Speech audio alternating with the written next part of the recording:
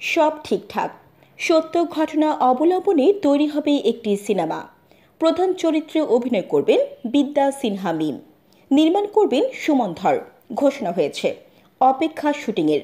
এর মধ্যে তৎকালীন ডিবি প্রধান মোহাম্মদ হারুনুর রশিদ ওরফে ডিবি হারুন নাক গলান। জানান দেন এই গল্পে সিনেমা নির্মাণ করা যাবে না। ডিবি হারুনের এমন সিদ্ধান্তের মধ্যস্থতায় ছিলেন নায়ক জায়েদ খান, যা এখন ক্রমশ প্রকাশ্য।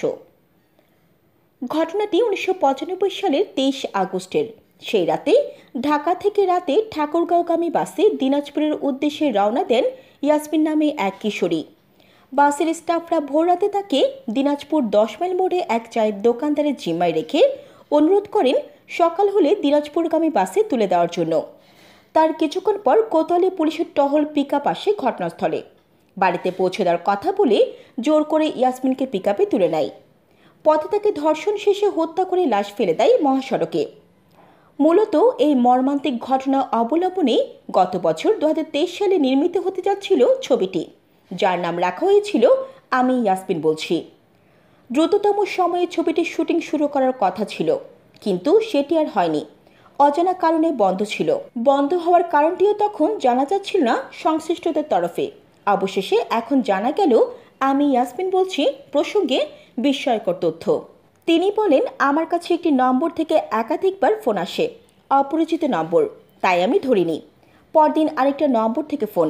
এবার টেকনিশিয়ান ফোন করছেন ভেবে ফোনটা ধরি আমি।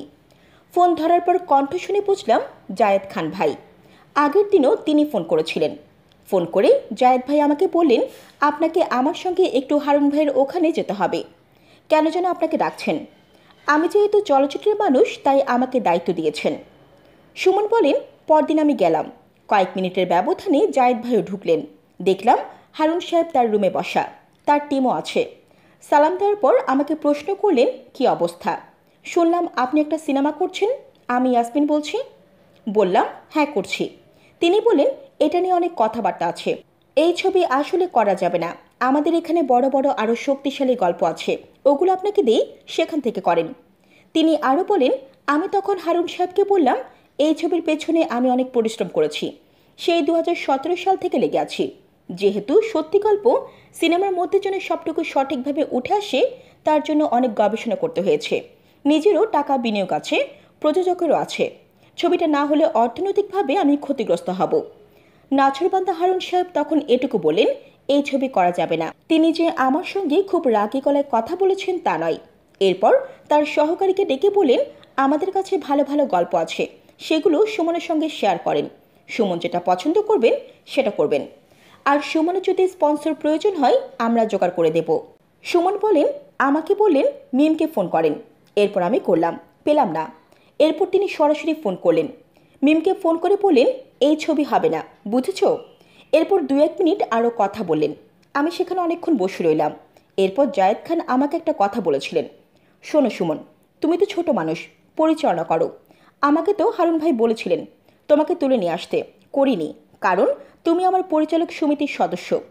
হারুন ভাইদের রাগানো তো ঠিক নয়, তারা কাজের মানুষ। তুমি এরকম একটা গল্প নিয়ে কেন কাজ করবে? আরও ভালো ভালো গল্প নিয়ে কাজ করবে, আরও অনেক গল্প আছে। এসব কথাবার্তা আর ভালো লাগছিল না আমার, তাই তখন বন্ধ রাখতে বাধ্য হই।